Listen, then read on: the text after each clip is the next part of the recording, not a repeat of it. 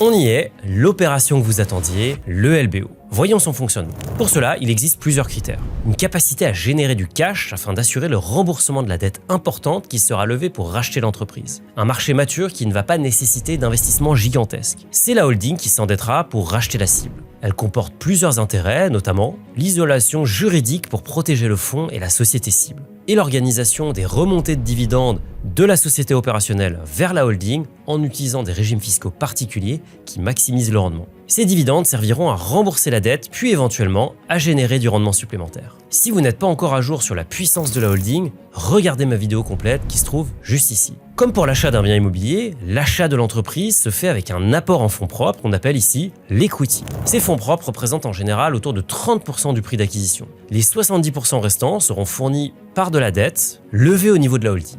La société opérationnelle devient donc une filiale de la holding. Un fonds de private equity ne se contente pas d'injecter des fonds.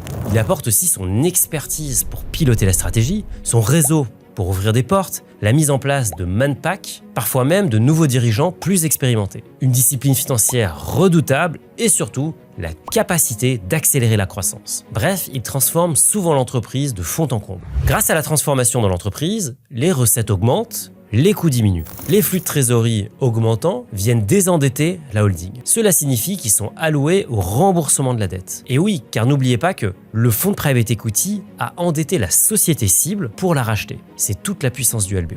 Au bout de quelques années, il est temps de revendre l'entreprise. Cela peut se faire auprès d'un autre fonds de private equity ou même via une introduction en bourse.